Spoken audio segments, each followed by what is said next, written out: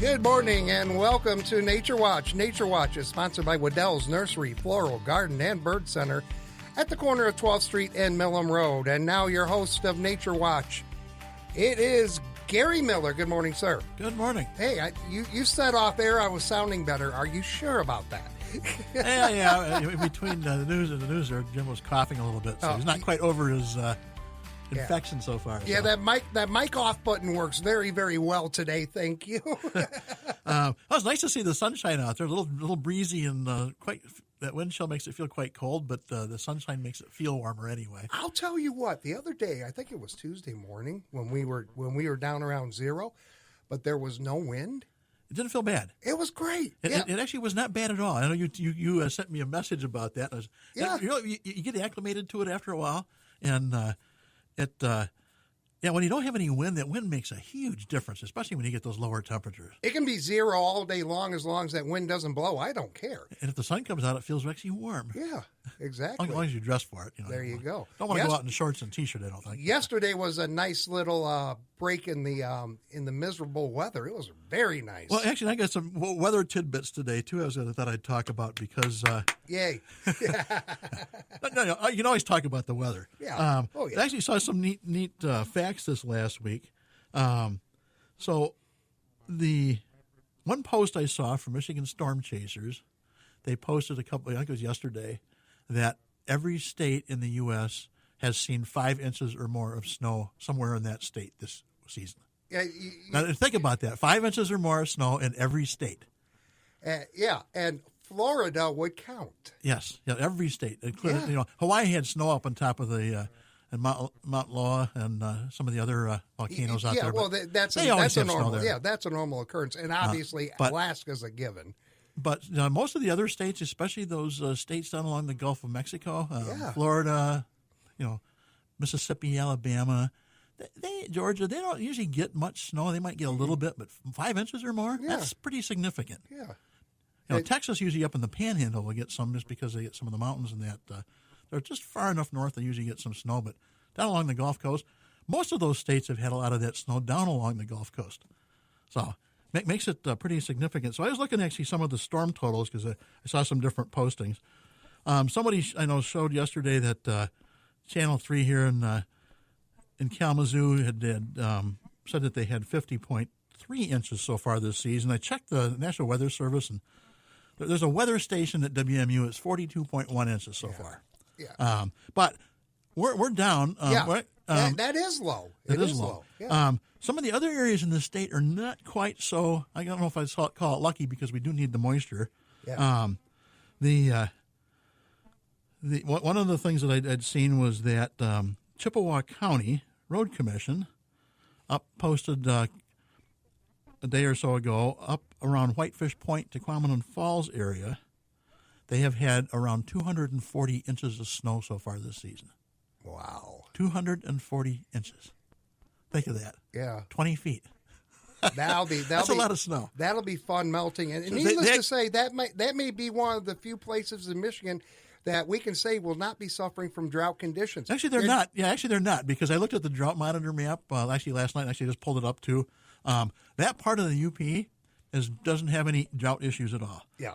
You get down along the Lake Michigan shoreline, basically from Escanaba west, and out of not in the shoreline, but along the about that half or so along that border of the state. They're in that abnormally dry or moderate drought, which are the first two dry conditions. And then the extreme eastern point of the UPs get a little bit of abnormally dry. Mm-hmm. Lower Peninsula, not so lucky. Up at the tip, they have no drought conditions, and around Muskegon area there's a little curve from the lake effect. But rest of the state, most of it is in severe drought, which is the third category. So you go no drought condition, abnormally dry, moderate drought, and severe drought. Moderate drought, actually most of the state's in moderate drought. And then there's an area over on the eastern side, Alpena area, and both sides and around the Bay of Saginaw Bay there, they're actually in the severe drought. But, Gary, the snow will melt. That'll help, right? Actually, the ground's frozen. I can tell you that. So Right. Last Saturday, I discovered that. I wanted to see if I could deter the starlings from coming to my bird feeders. And So I got another shepherd's hook, got an upside-down suet feeder because I didn't have an upside-down one. Just the starlings can't hang on there. Mm-hmm.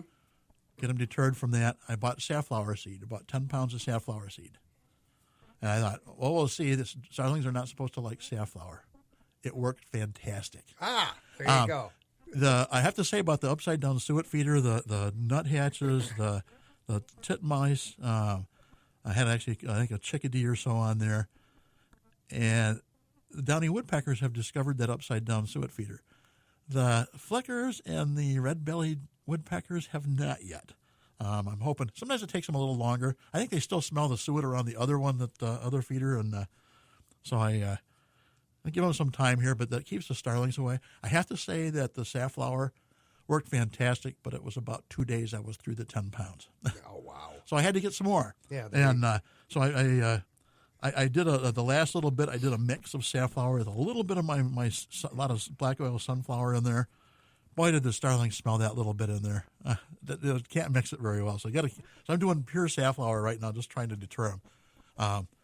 But getting lots of cardinals in, lots of blue jays, all sorts of birds, and the starlings are staying away now because they can't get suet or they don't have any seeds that they like. Now, if you have a bird feeder, we can help you fill it with a $20 gift card. To and actually, I got a neat trivia question today. I ran across a little tidbit fact, and since 1988, around 200 people have died in aerial collisions between planes and birds.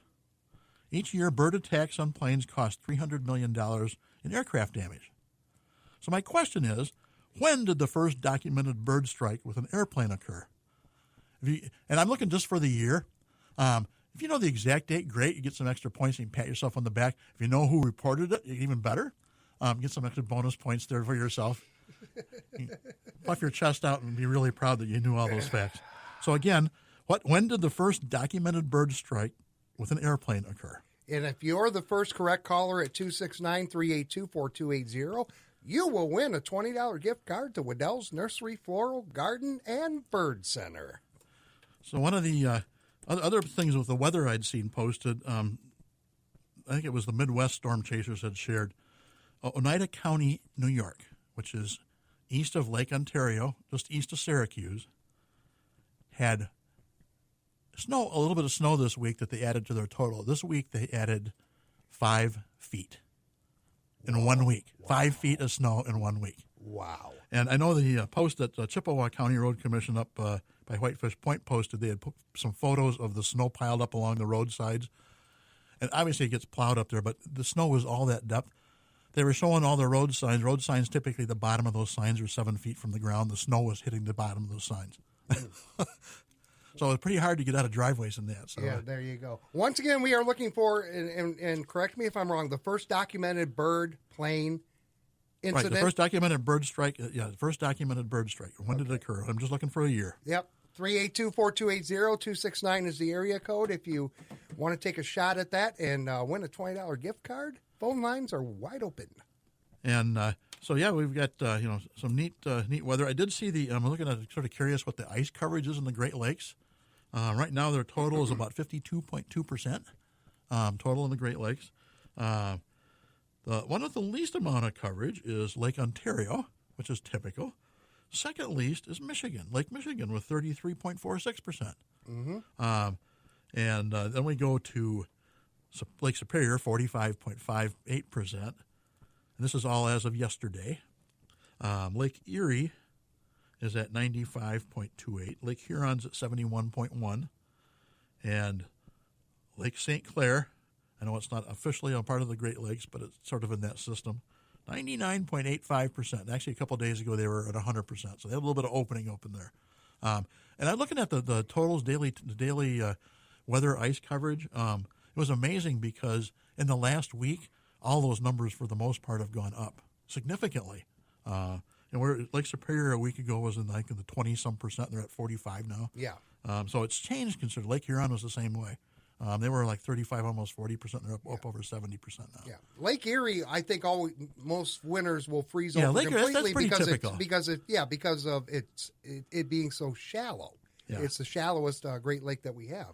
But that goes to show you that those water temperatures have dropped, so they're just above freezing, and so we get a little bit of cold spell, and that ice develops pretty fast.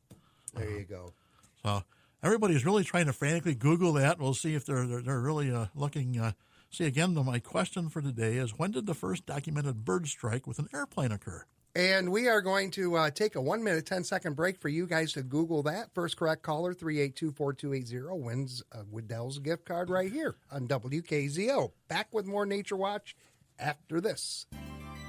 Wild birds count on you for their meals during the winter months, and Waddell's Garden Center is where you'll find the best selection around of bird feeding supplies. To give birds some extra energy during colder weather, suet is a great high-protein source. This week, Waddell's entire selection of suet is 20% off. That includes the large suet blocks, suet plugs for log feeders, peanut butter suet, and many more sizes and flavors. Plus, several sizes of suet feeders are also 20% off. If you enjoy feeding the birds but not seeing the leftover hulls, get George's No Waste Blend, which is 100% seed hearts with no mess to clean up and is also on sale, as well as special sale prices on Waddell's Elite Bird Blend, Finch's Feast, and more. And remember, you can save even more by taking advantage of Waddell's Wild Bird Feed Frequent Buyer program. Buy any 12 bags of mixed wild bird feed and receive the 13th bag free. Waddell's, local bird feeding headquarters on Texas Drive at the corner of Millam and 12th Street.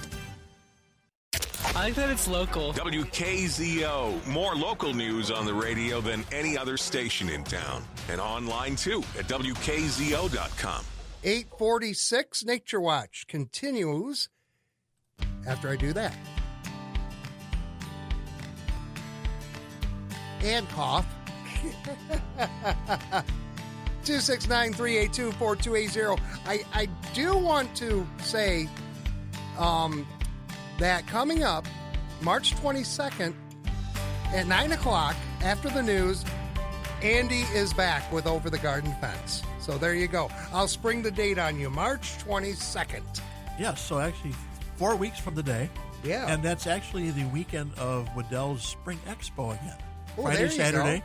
So it's sort of a kickoff for the spring growing season, even though it's cold out. That would be 2 days after the start of spring. So spring starts, official first day of spring is the 20th of March at 5:01 a.m. So we're just a little under 26 days from right now at this time. 5:01 this morning would have been exactly 26 days. So spring is near. It's less than a month away. That's the astronomical start of spring. I know the meteorological one, they usually think of March 1st, but that's next Saturday. And even though we got a little warmer temperatures next week, looks like there's going to be a mix of some rain and some of that white stuff. Maybe not a whole lot of accumulation here, but still in the cold. It's still Michigan. It's still officially winter. Yeah, there you go. So some neat events coming up. Hold on, the neat events. We have somebody calling in with an answer, possibly? Yes, we do. Marilyn's on the phone. Good morning. Good morning. How are you? I'm breathing. That's I'm sticking with it. Good morning, Marilyn. Great. Yeah, this walking pneumonia is not a fun thing to shake, I'm telling you. Oh, dear. It's better than prone pneumonia, though. Yeah, okay, Yes. right. Yeah, I have the walking variety. Yes. Okay. Take a shot. Take a shot at this. Orville Wright, 1905, September the 7th, over a cornfield in Ohio. Very good. Lots of details. Lots of bonus She gets points. lots of pats on the back. Yeah. Wow. And a $20 gift card to Waddell's. Can you hold on the Yay. line just for a moment, Marilyn? Sure I can. Excellent. We'll do that, and I'll have to run next door and get her information, but Gary's going to tell you about some special events coming up. Yes, and actually I'll talk a little bit about that bird plane collision of Orville Wright. It was 2 years after they had done their first flight in 1903, December 3rd, if I remember correctly, December 2nd or 3rd. And he actually had been flying circles around near a cornfield near Dayton, Ohio, and had been chasing birds for a while before he hit one. They recorded that in their observations for the day, that the dead bird lay on the airplane's wing until Orville made a sharp turn and dumped it off.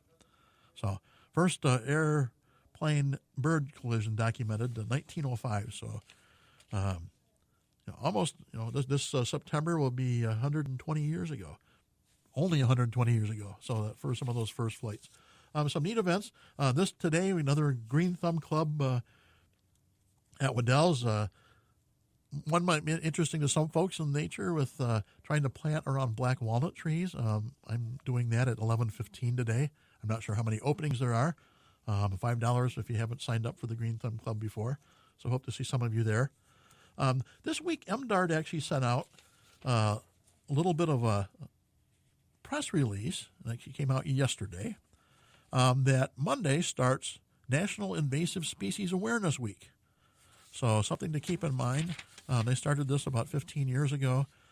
So one of the things you can do, or some of the things you can do for Michigan Invasive Species Week is, to celebrate the National Invasive Species Week, is be on the lookout. Landscape with some native plants, so think about that. Purchase heat-treated firewood or buy wood locally, so you're not transporting insects or tree diseases on untreated wood.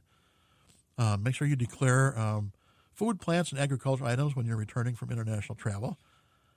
And avoid purchasing seeds or plants online from unverified sources, so you don't know where those plants are coming from. Make sure you inspect your gear and your clothing, vehicles if you travel to long distances, just to make sure you're not moving those invasive pests around.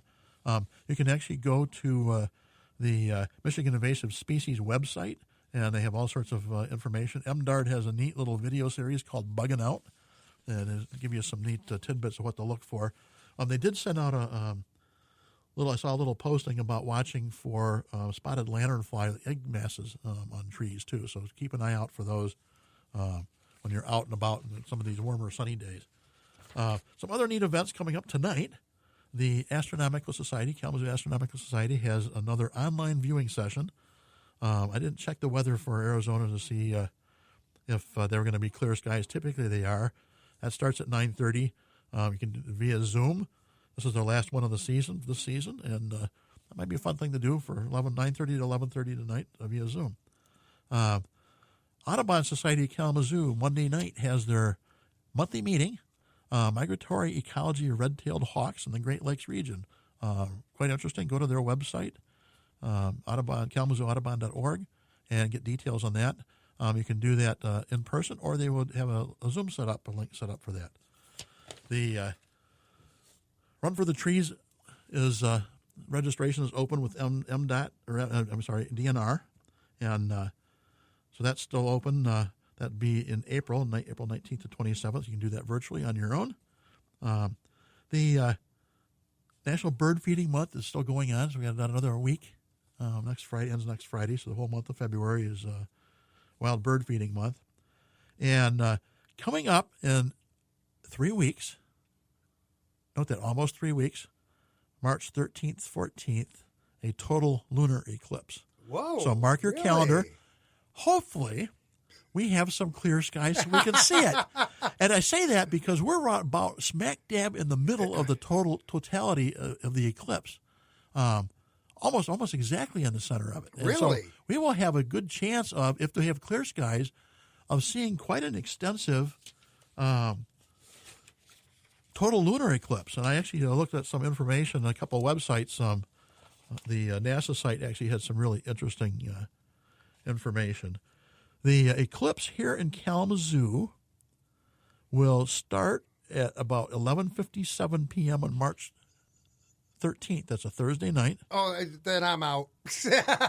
And it ends at 6 a.m. Friday morning. Okay, I might see the morning So side. we have a little over 6 hours of the 6 hours and 3 minutes of totality there. And that's going to be actually not going to be total that whole time, but that's actually the time of the eclipse.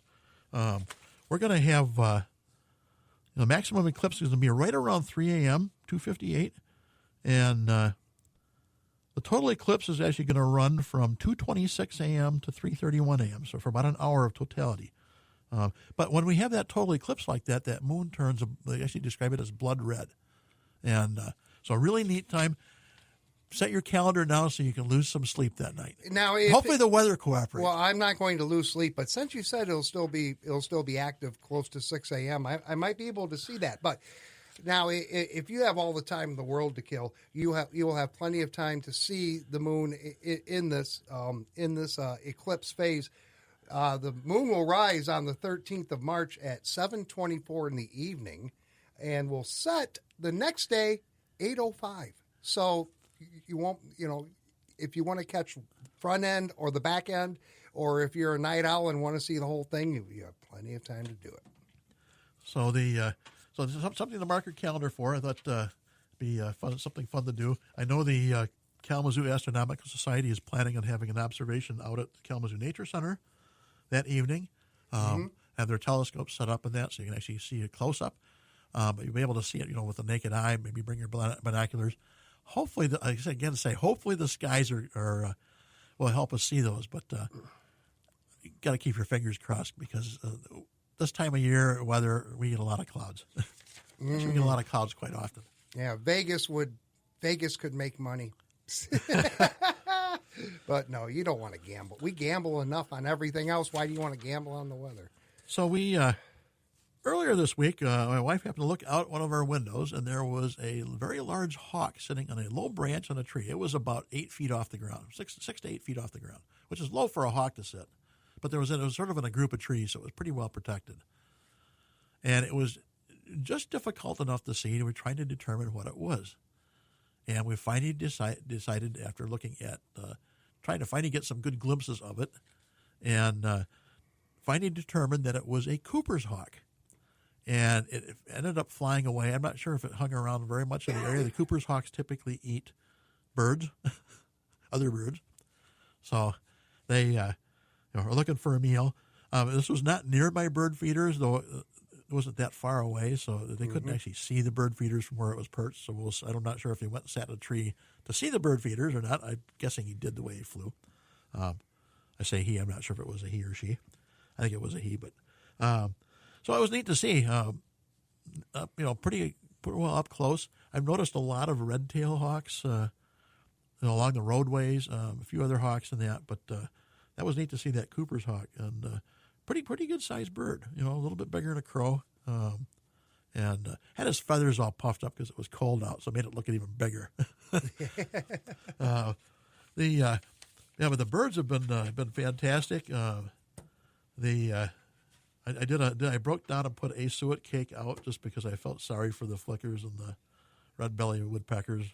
They hadn't discovered the upside-down feeder yet. And, of course, as soon as I put it out, the starlings showed up again. Oh, by the way, our trivia winner, Marilyn, she told me off air that she had to go reload on birdseed and suet cake and all of that, too. I've gone through a lot more feed this year than I've gone through any winter in a long time.